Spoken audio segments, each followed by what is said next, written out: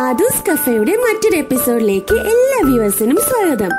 ഇന്ന് നമുക്ക് മാഗി വെച്ചിട്ട് റെസിപ്പി ആയാലോ? ചില്ലി മാഗിയാണ് ഞാൻ ഇന്ന് ഇവിടെ ഉണ്ടാക്കാൻ പോകുന്നത്.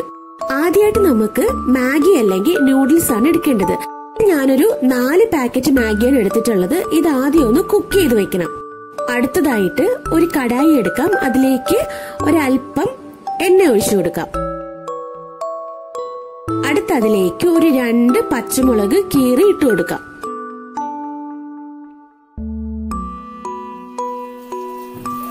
എന്നിട്ട് അതിലേക്ക് ഒരു സവോള അരിഞ്ഞത് ചേർത്ത് കൊടുക്കാം.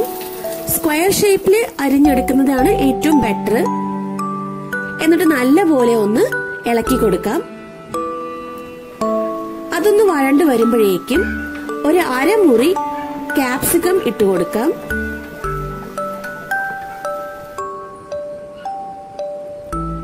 നല്ലപോലെ ഒന്ന് ഇളക്കി കൊടുക്കാം.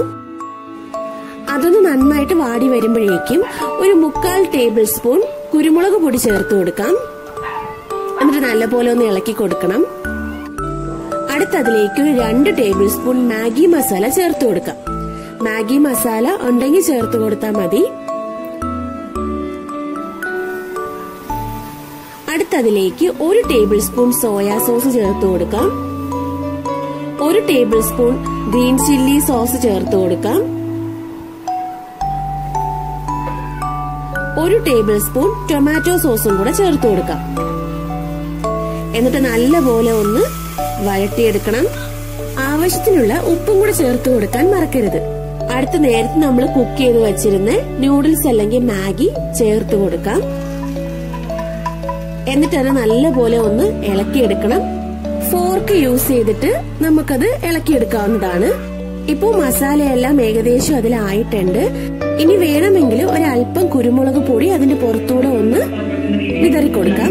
അപ്പൊ നമ്മുടെ ചില്ലി മാഗി റെഡി ആയിട്ടുണ്ട്. നല്ല സ്പൈസി ആയിട്ടുള്ള ഒരു റെസിപ്പിയാണ്. എല്ലാവരും ട്രൈ ചെയ്ത് നോക്കണം. എന്നിട്ട് നിങ്ങളുടെ വിലയേറിയ കമന്റ്സ് താഴെയുള്ള കമന്റ് ബോക്സിൽ പോസ്റ്റ് ചെയ്യാൻ മറക്കരുത്.